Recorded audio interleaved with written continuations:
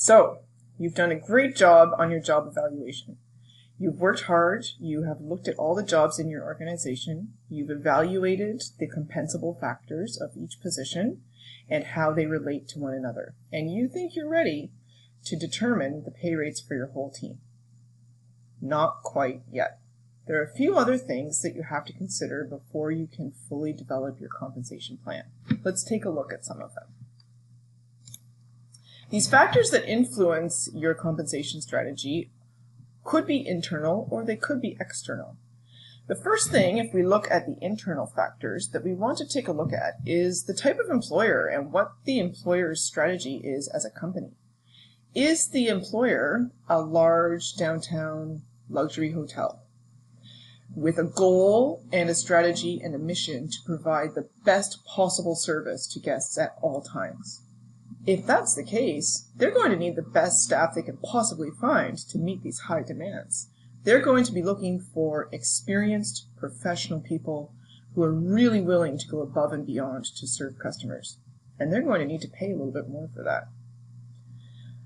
You also have companies that really put a high value on the employee's performance, and they may adjust people's pay or give them what are called merit increases, depending on how their performance is. You also have companies who really would love to pay their employees more, but they just can't afford to. Don't forget, employers have budgets and financial constraints and owners that they need to report to. So, although they might love to give their employees more money, sometimes it's just not possible. If we look at the external factors, the one at the top of the list is one that's on everybody's mind today, and that's the economy. What is the state of the economy? What are the labor market conditions? The supply and demand for labor has changed drastically since we started our course this semester.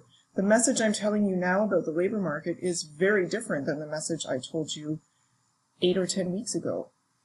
So those factors definitely have an influence on how employers and how companies pay their staff.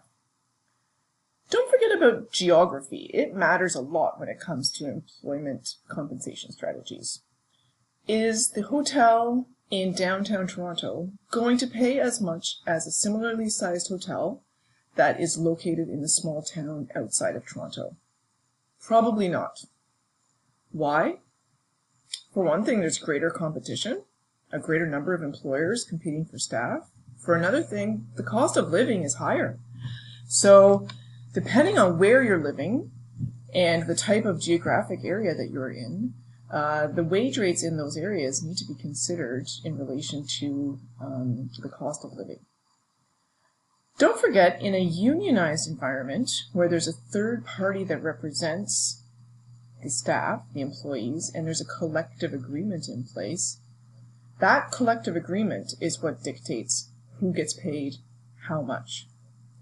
So if I was an employer in a unionized environment, I might have a superstar staff member who I really want to give a significant raise to.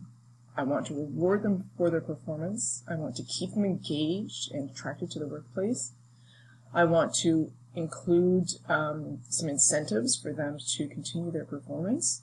If I work in a unionized environment, I can't do that. I must follow the collective agreement and pay people exactly as the collective agreement says, where this position earns this much money. This position earns that much money. I'm not allowed to vary from that.